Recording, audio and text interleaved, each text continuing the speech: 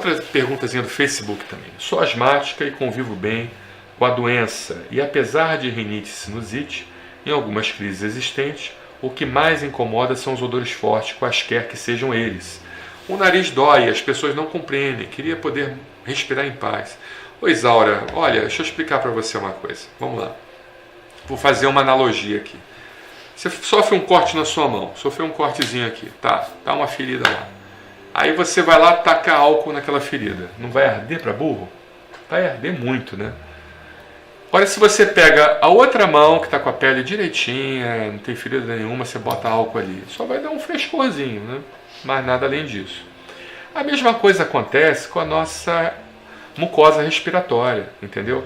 Você provavelmente deve ter alguma doença de base, algum processo alérgico, inflamatório, crônico, alguma rinite alérgica ou qualquer outro tipo de problema que está deixando você intolerante a cheiros fortes. É lógico que o paciente não precisa necessariamente ter um processo inflamatório prévio para ter uma intolerância a substâncias químicas. Isso não é absolutamente uma realidade, mas a gente pega muito no nosso ambulatório paciente com uma doença de base, ou seja, com uma doença alérgica, em atividade, um processo inflamatório na mucosa pulmonar e que fica muito intolerante ao perfume, ou seja, aquele paciente que fala, doutor, eu usava tudo, usava perfume, desodorante, desinfetante em casa, eu usava tudo, não tinha nada. A partir do momento da minha vida, quando eu mudei de casa, fui para um ambiente mais poluído, sei lá, ou um ambiente que tinha muito mais poeira, eu fiquei mais intolerante a esses tipos de substâncias. Como isso é possível? É explicado. Ou seja,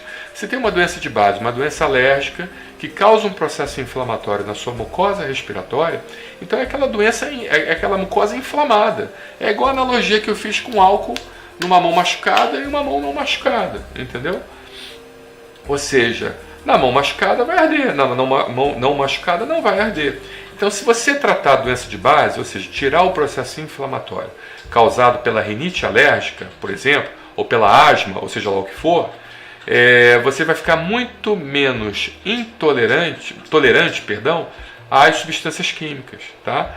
Então, busque um alergista, busque um imunologista, ele vai te conduzir bem esse caso, vai ver realmente se tem uma doença de base alérgica e você vai conseguir, com o tempo, conviver melhor com esses produtos químicos. Agora, nesse início de tratamento, a gente manda tirar tudo, tá? Tira amaciante de roupa, sabão em pó comum, com perfume, desinfetantes, substâncias que têm um cheiro forte e assim por diante, manda tirar tudo, tá bom?